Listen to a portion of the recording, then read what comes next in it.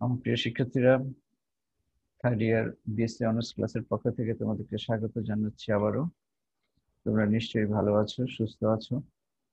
তোমরা জানো যে আমরা concept of A surface, differential geometry কোর্সের কনসেপ্ট অফ এ সারফেস, এটা আমরা খুব সাকসেসফুলি শেষ করেছি।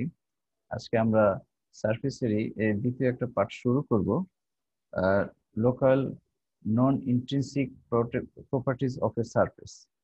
মাই ডিয়ার স্টুডেন্ট, তা চলো আমরা শুরু করি যে আসলে এই চ্যাপ্টারটিতে আমাদের কি কি রয়েছে আমরা একটু দেখে নেই। My dear student, local non intrinsic properties of A surface, এই চ্যাপ্টারটি আমরা আজকে নতুন শুরু করতে যাচ্ছি। সারফেসের এটা সারফেসেরই দ্বিতীয় পার্ট। তো এই চ্যাপ্টারটিতে আমাদের যা যা আছে সেগুলো হচ্ছে, একটু দেখো, নর্মাল সেকশন,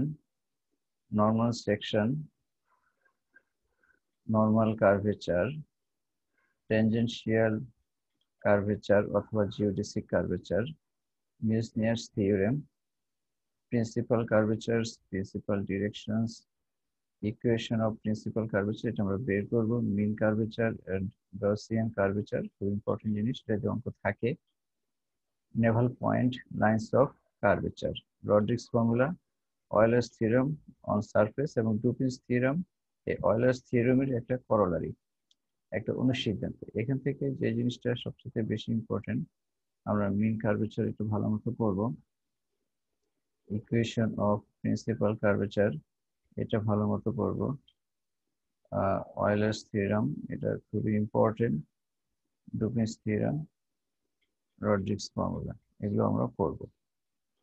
এরপরে আমাদের আছে ইলিপ্টিক পয়েন্ট, হাইপারবোলিক পয়েন্ট এবং প্যারাবোলিক পয়েন্ট, তিনটা পয়েন্ট, এগুলো দিয়ে প্রশ্ন আসে। এরপরে আছে থার্ড ফান্ডামেন্টাল ফর্ম। এতদিন তো আমরা ফার্স্ট ফান্ডামেন্টাল ফর্ম এবং সেকেন্ড ফান্ডামেন্টাল ফর্ম করে আসছি। এই চ্যাপ্টারে আমরা থার্ড ফান্ডামেন্টাল ফর্ম নিয়ে আলোচনা করব এবং এই তিনটা ফান্ডামেন্টাল ফর্ম নিয়ে আমরা একটা রিলেশন তৈরি করব। এটা পরীক্ষা এসে থাকে। এরপরে এসিম্পটোটিক ডিরেকশন, এসিম্পটোটিক লাইনস, এগুলো সম্বন্ধে আলোচনা করব। বেলট্রামিনের পর একটা থিওরেম আছে, সেটা আমরা দেখবো, ওয়াইনগার্টেন ইকুয়েশন, খুব ইম্পর্টেন্ট একটা থিওরেম, এটা পরীক্ষায় আসে। গাউসিয়ান ইকুয়েশন, এটাও পরীক্ষায় আসে। মাই ডিয়ার স্টুডেন্ট, তো আজকে আমরা যেটা নিয়ে আলোচনা করতে চাই, আজকে আমরা এই চ্যাপ্টার নর্মাল সেকশন কি, নর্মাল কার্ভেচার, টেনজেন্সিয়াল কার্ভেচার, এই সমস্ত জিনিসগুলি নিয়ে আলোচনা করব। তো মাই ডিয়ার স্টুডেন্ট, চলো আমরা শুরু করি।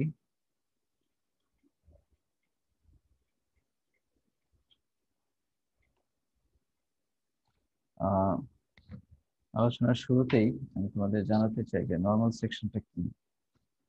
মাই ডিয়ার স্টুডেন্ট, খেয়াল করো, নর্মাল সেকশন,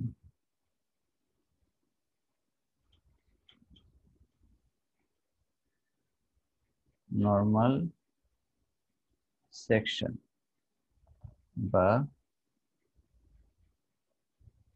অভিলম্ব কর্তৃতাংশ, মানেটা কি? মাই ডিয়ার স্টুডেন্ট, কোন একটা সারফেসকে আমি যখন প্লেন দ্বারা কাট করব, তখনই তোমার কি হবে? একটা কার্ভ উৎপন্ন হবে। কি বলছি? একটা সারফেসকে কোনো একটা পয়েন্টে যদি আমি একটা প্লেন দ্বারা কাট করি, তাহলে একটা কার্ভ উৎপন্ন হবে ওই সারফেসের উপরে। এই এই সেকশনটা, এই যে আমি প্লেন দ্বারা সেকশন করছি সারফেসটাকে, এই সেকশনটাকে বলা হচ্ছে কি সেকশন অফ এ সারফেস, অর্থাৎ সারফেসের সেকশন। এটাকে আমরা কি বলছি বলো? Normal section, sorry normal section না, জাস্ট সেকশন। এবং কাট আমরা যে কাট করছি, সেটা যদি আমরা লম্বভাবে কাট করি, তাহলে সেটাকে আমরা বলছি যে নর্মাল সেকশন। দেখো, এ প্লেন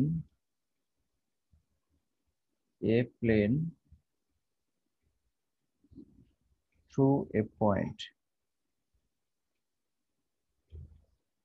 কোনো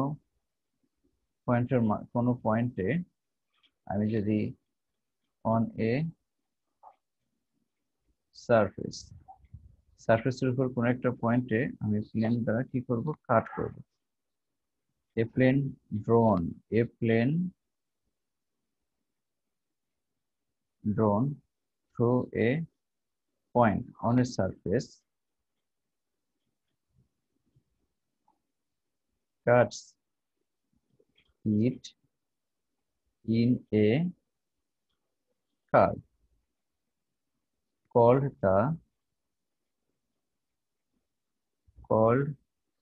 the section of the surface, called the section of the surface. এখন if the plane, if the plane is so drawn that it contains the normal, it contains the normal to the surface, it contains the normal to the surface, then the curve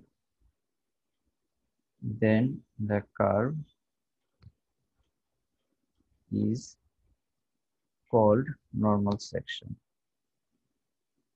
is called normal section. Note, এভাবে কাট না করলে এটাকে কি বলা হবে, otherwise it is called an oblique section. My dear student,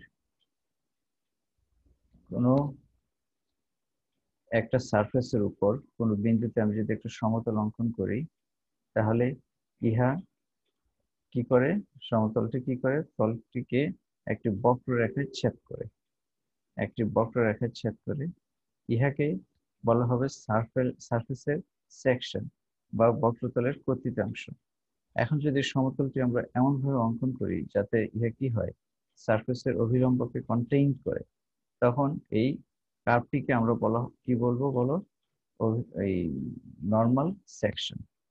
ঠিক আছে, normal section, অর্থাৎ একটা সারফেসকে আমি প্লেন দ্বারা যদি কাট করি তাহলে একটা কার্ভ উৎপন্ন হয়। এখন এই সেকশনটা যদি আমরা কি করি, নর্মাল ভাবে অঙ্কন করি, তাহলে সেটি হবে কি, normal section. My dear student, আমরা একটা ফর্মুলা বের করতে চাই। ইহাকে কি দ্বারা প্রকাশ করা হয়, কাপ্পা এন দ্বারা প্রকাশ করা হয় নর্মাল সেকশনকে। দেখো formula for curvature,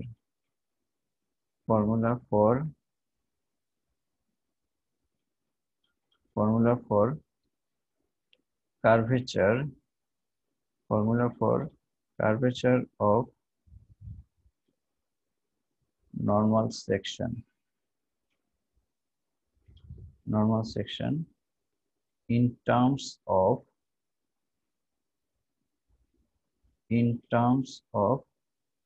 fundamental magnitudes.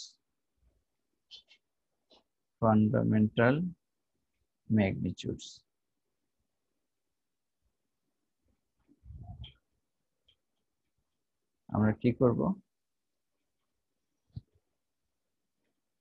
Curvature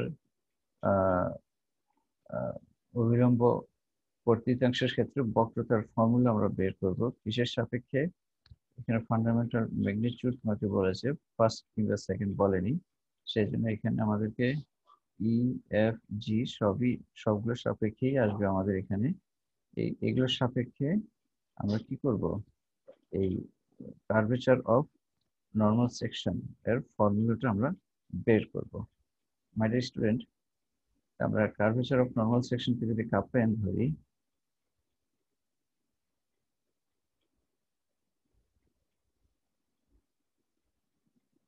normal section in terms of fundamental magnitudes. আচ্ছা, let kappa n, normal sectionটাকে আমরা কি ধরবো, kappa n. Let kappa n be the curvature, kappa curvature, kete curvature in a normal section, curvature. Let kappa n be the curvature of normal section. Let kappa n be the curvature of normal section.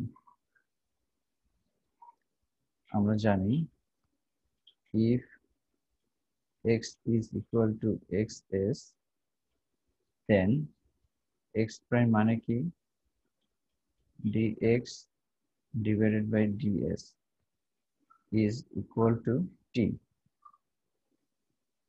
is equal to t. এটাকে আমরা derivative করি, x double prime is equal to dt divided by ds is equal to t prime. T prime মানে কি, kappa n, t prime is equal to kappa n. তাহলে এটাকে আমরা লিখতে পারি kappa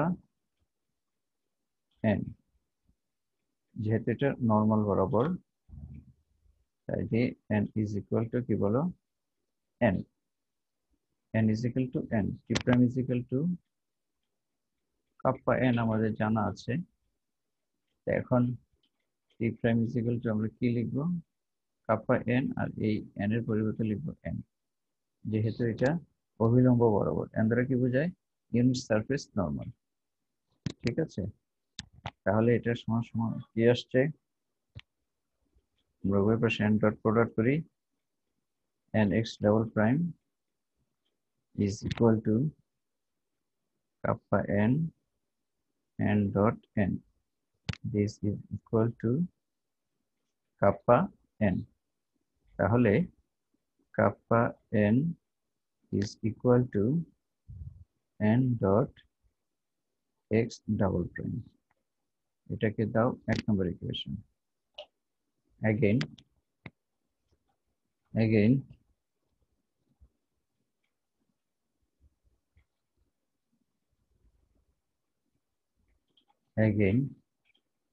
if x is equal to, if x is equal to x uv, then x prime is equal to কি, change rule করো, dx divided by ds del x divided by del s। কতগুলো variable আছে, u and v, তাহলে যতগুলো থাকে ততগুলো লিখবো, del u del v এই calculate করতে করেছো, ক্যালকুলেট করতে চেঞ্জ রুল করেছো। তাহলে আমরা কি লিখতে পারি, এটা মানে কি, x u prime x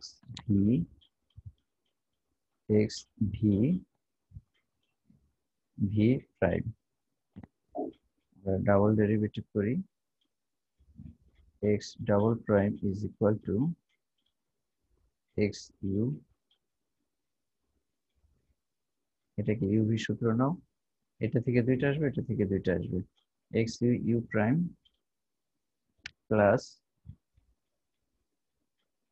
del x u divided by ds into u prime, uv সূত্র।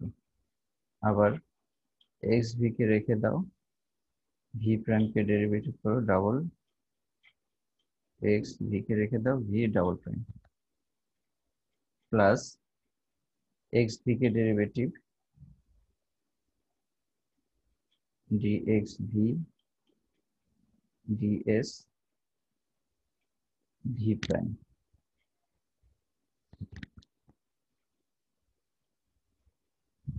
x u double prime plus এটাকে ঠিক করো del x del x u divided by sorry d দাও ডি আছে আমাদের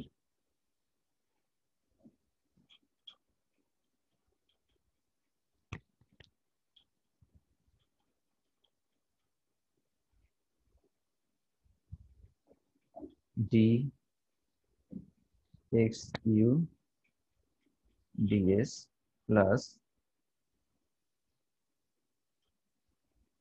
ডি এক্স ইউ ডিএস বাইরে আছে u prime ইউটা তো x is a function of X U v so x U is also function of X U V যেটাকে U সাপেক্ষে derivative করতে হবে ভি এর সাপেক্ষে ডেরিভেটিভ করতে হবে তাহলে আমরা কি লিখবো এখানে লিখবো del U del U del V del V এখন প্রবলেমটা হচ্ছে এখানে দেখো এখানে ডি এখানে ডেল্টা এখানে ডেল্টা এখানে ডি এভাবে লিখতে তো হবে না তাই এটা চেঞ্জ করে আমরা কি লিখবো যেহেতু এখানে ডেল ইউ তাই আমরা এখানে ডেল দিয়ে দিব এখানে যেহেতু ডি তাই এখানে আমরা ডি দিয়ে দিব আমি আবার লিখছি তোমাদের বুঝার সুবিধার্থে কি ছিল মাই ডিয়ার স্টুডেন্ট আমাদের চেঞ্জ করতে হবে আমরা লিখবো এটার মতো করে আমরা কিভাবে লিখবো এই যে ডেল ইউ যখন যার সাপেক্ষে থাকবে সেটার মতো করে লিখবো তাহলে এই লাইনটা আমরা চেঞ্জ করে কিভাবে লিখছি দেখো which implies x u double prime plus তাহলে এখানে আমাদের দিতে হবে ডেল্টা আর এখানে দিতে হবে ডি আরেকটা অংশ আমাদের রয়ে গেছে মাই ডিয়ার স্টুডেন্ট সেটা আমরা লিখব তাহলে এখানে আমরা কি লিখব del X U del U D you DS similarly এখানে ডেল এখানে জি কি হবে del X U del x u del v dv ds u prime আর একটা অংশ আছে আমাদের সেটা আমরা লিখে ফেলি x v prime x v v double prime এটার মতো করে আমরা লিখে ফেলি আমাদের কি লেখা উচিত ছিল আমাদের লেখা উচিত ছিল dx v ds আগে আমরা আমাদের মতো করে লিখি dx v ds বাইরে কি আছে v প্রাইম আমাদের লেখা উচিত ছিল এখানে del U del U del V del V কি করতে হবে এখন এটাকে চেঞ্জ করে ডেল লিখতে হবে কেন কারণ এক্স ভি এখান থেকে ইউভি দুইটারই ফাংশন ডেল লিখলে সমস্যা নেই আর ইউটা তো সিঙ্গেল ফাংশন এখানে আমরা ডি লিখব এক্স এরটা আমার পার্শিয়াল হবে এক্স ইউভি, পার্শিয়াল লেখা যাবে। আর ইউ তো সিঙ্গেল ভেরিয়েবল, তাহলে এটাকে ডি লিখবো। তাহলে আগেরটার মতো করে আমরা লিখি, plus plus X V V double prime plus কি হবে del x V del U D U divided by DS plus এখানে ডেল লেখো, এখানে ডি লেখো। তাহলে কি হচ্ছে, সরি এখানে ভি হবে del x v divided by del p dv divided by ds, আর এখানে আছে ভি প্রাইম।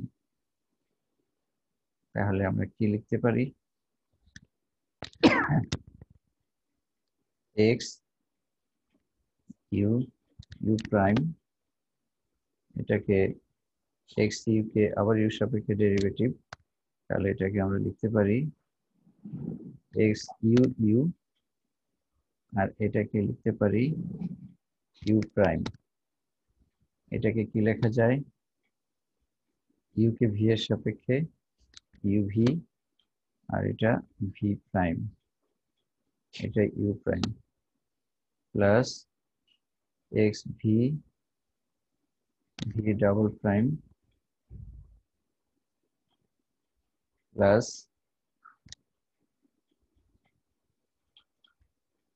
ভি কে ইউ সাপেক্ষে ডেরিভেটিভ, ইউ ভি লেখা যায় এক্স ইউ ভি, খুব ঠান্ডা মাথায় লিখতে হবে, you prime plus X V V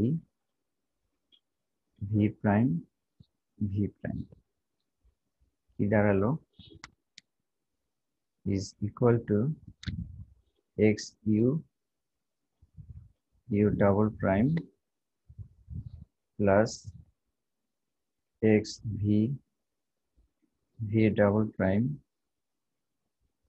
x u আমরা এই সিরিয়ালে লিখছি u double prime v double prime u prime square v prime square এবং u prime v prime এভাবে লিখছি, x u prime x v prime x u prime square 2x u v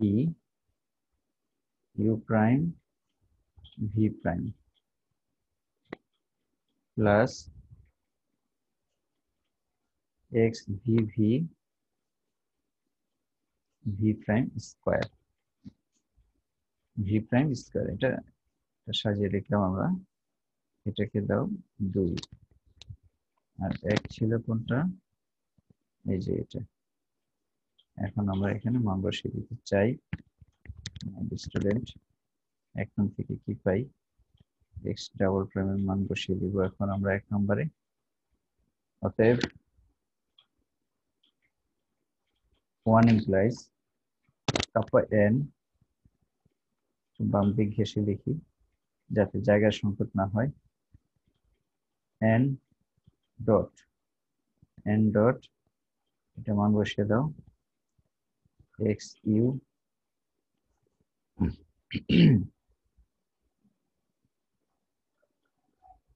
x u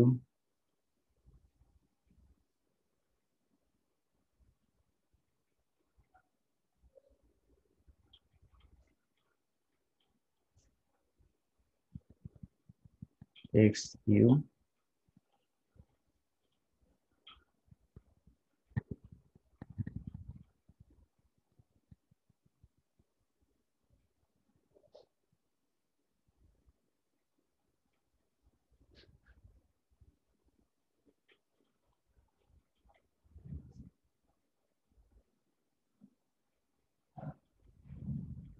আমরা এটাকে copy করে নিয়ে আসলাম সময় বাঁচানোর জন্য।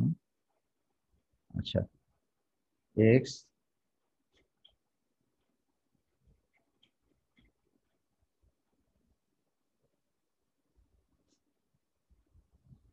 ওকে, তাহলে এটা আমরা কি লিখতে পারি?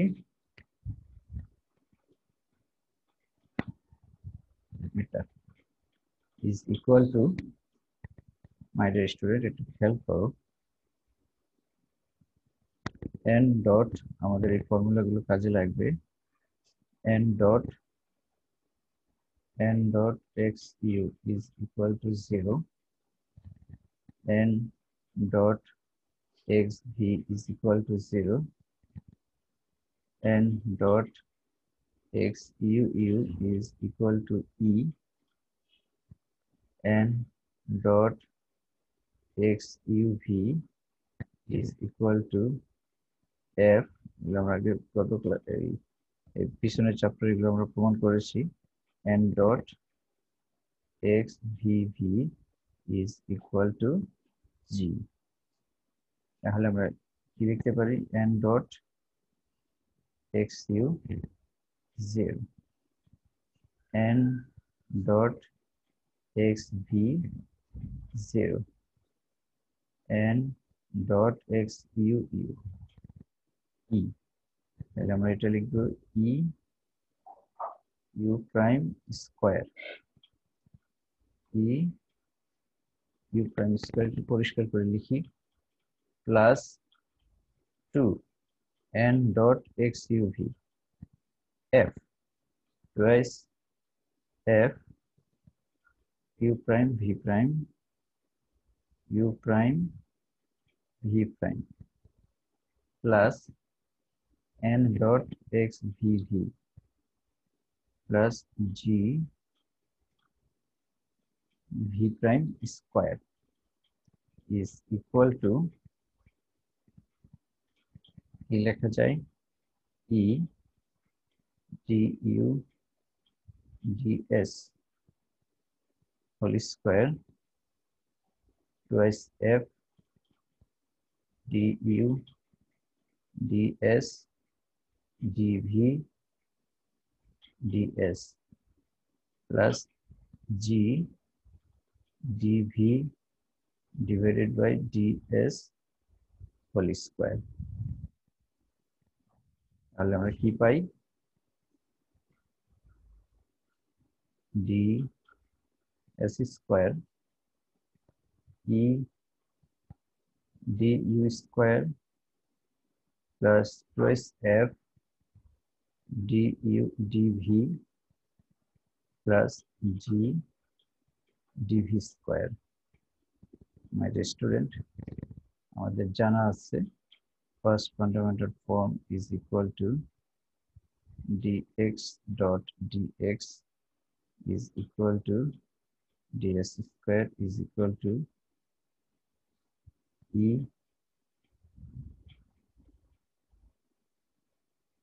e du square plus 2f du dv plus g dv square।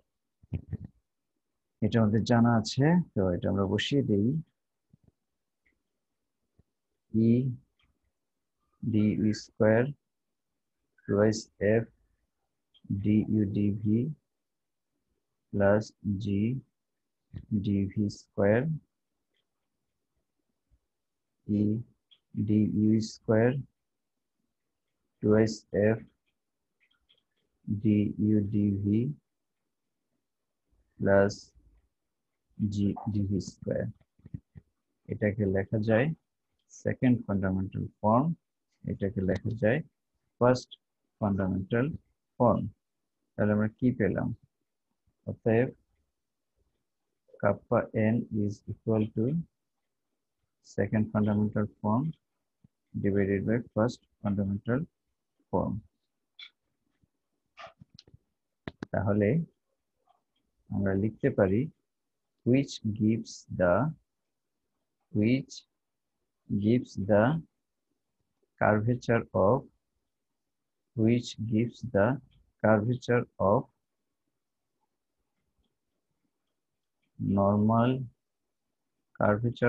normal section of the surface x is equal to x uv, এটাকে আমরা কি বলছি? called the normal curvature। এই কাপ পেনটাকে আমরা কি বলছি? normal curvature, call the normal curvature parallel to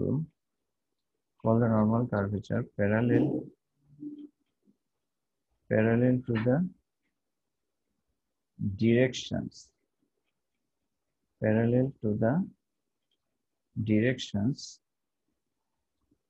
du dv। তাহলে kappa n এটা হচ্ছে আমাদের নরমাল কার্ভেচার। স্টুডেন্ট, আমাদের আজকে আমরা শেষ করতে হচ্ছে। আমরা আগামী